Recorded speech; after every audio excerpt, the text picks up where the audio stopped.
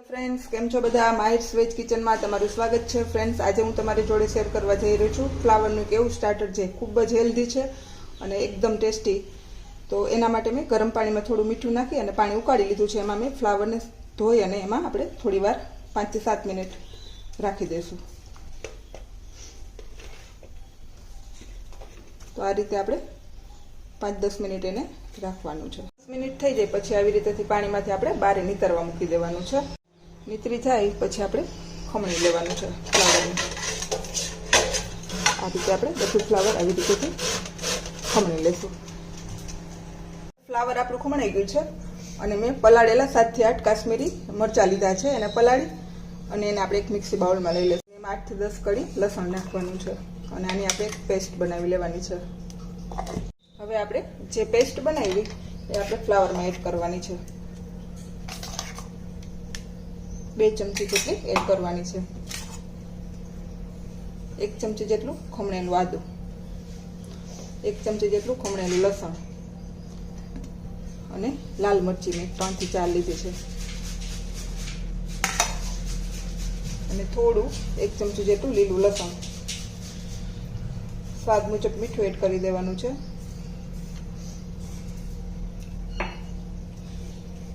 અને મરી પાવડર આપણે એડ કરશું। थोड़ी धाणा भाजी અને 4 થી 5 ચમચી જેટલો કોર્નફ્લોર એડ કરવાનો છે। આમાં આપણે મેંદો યુઝ નથી કરવાનો અને પાણી કે એનો પણ કાંઈ યુઝ નથી કરવાનો। જરૂર લાગે તો આપણે થોડો ફરી પાછો નાખશું। થોડો સોયા સોસ, આપણે ચીલી ફ્લેક્સ અત્યારે નથી એડ કરતા કેમ કે આપણે કાશ્મીરી મરચાંની પેસ્ટ અને લીલી મરચી બંને પણ એડ કર્યું છે એટલે વધારે સ્પાઇસી ન થઈ જાય। હવે આપણે એને સરસ એવું મસળી લેવાનું છે। એકદમ આપણે જે લોટ બાંધતા હોય એ રીતનું બેટર થવું જોઈએ। પાણીનો યુઝ નથી કરવાનો। જરૂર લાગે તો આપણે કોર્નફ્લોર અથવા ઘઉંનો લોટ એડ કરશું જેથી આ સ્ટાર્ટર છે હેલ્ધી પણ બનશે અને ટેસ્ટી તો એ થશે જ। હજુ પણ આપણે થોડો કોર્નફ્લોર એડ કરશું।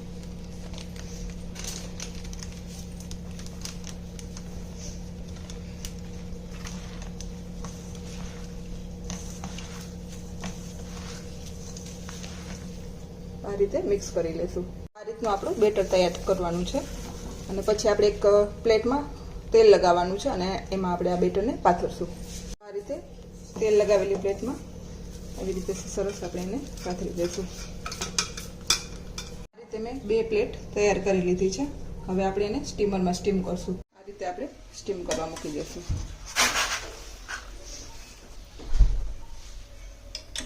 અને આને આપણે 10 થી 12 મિનિટ જેટલું થવા દેવાનું છે। 10 મિનિટ થઈ ગઈ છે। હવે આપણી પ્લેટ છે તૈયાર થઈ ગઈ છે અને આપણે બહાર કાઢી લઈશું। કાઢી અને એકદમ આને આપણે ઠંડી થવા દઈશું। હવે એકદમ ઠંડુ થઈ જાય પછી આપણે એને કાપા કરી લેશું। આ રીતે કાપા કરી લેવાના છે।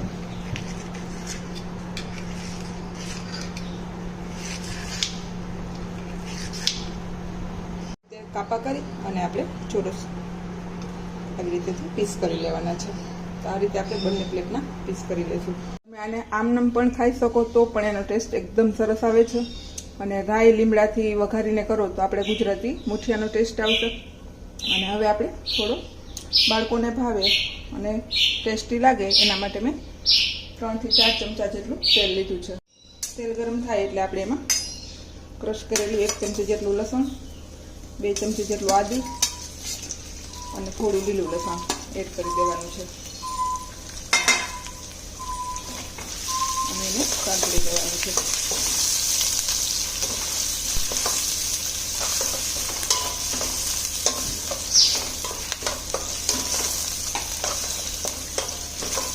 થોડી એની કચાશ નીકળી જાય એટલે આપણે એમાં સૂકેલી ડુંગળી એડ કરશું।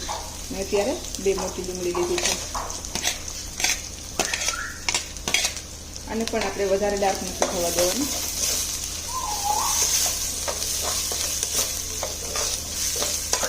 આ રીતે એને 2 થી 3 મિનિટ થવા દઈશું।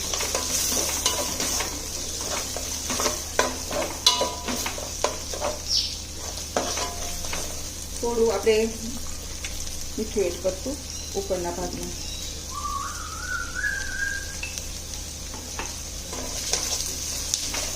અને ડુંગળી થોડી આવી ટ્રાન્સપરન્ટ થાય એટલે આપણે અત્યારે કેપ્સિકમ એડ કરી દઈશું. મેં એક મોટું કેપ્સિકમ લીધું છે. ફરી પાછું હલાવવાનું છે.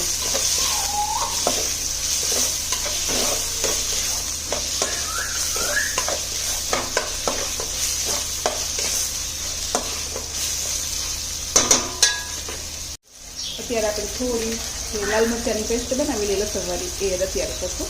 1 ચમચી જેટલી. વધારે સ્પાઈસી ખાતા હોય તો વધારે એડ કરી શકશું, પણ અત્યારે થોડું વધારે સ્પાઈસી થઈ જાય એટલે મેં ઓછું લીધું છે.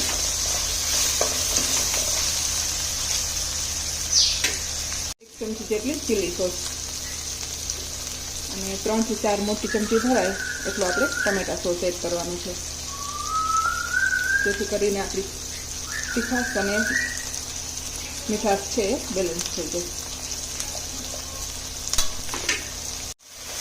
ફરી પાછું હલાવી થોડું પાણી એડ કરશું. 2 ચમચી જેટલું પાણી એડ કરવાનું.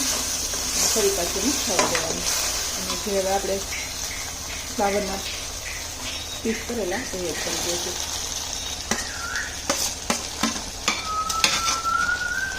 અને પછી ફરી પાછું હલાવી દઈશું.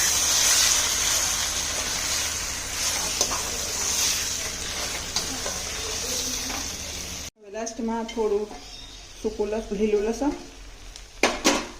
અને થોડી લીલી ડુંગળી એડ કરશું. ધાણા ભાજી સરસ મિક્સ કરી લઈશું. તો હવે આપણું સ્ટાર્ટર છે એકદમ રેડી છે. નીચે ઉતારી દઈશું. ફ્રેન્ડ્સ, તૈયાર છે મારું ફ્લાવરનું હેલ્ધી અને ટેસ્ટી એવું આ સ્ટાર્ટર. જો તમને મારી આ રેસીપી પસંદ આવે તો લાઈક કરજો, શેર કરજો અને સબસ્ક્રાઈબ કરવાનું ભૂલતા નહીં. Thank you. બાય.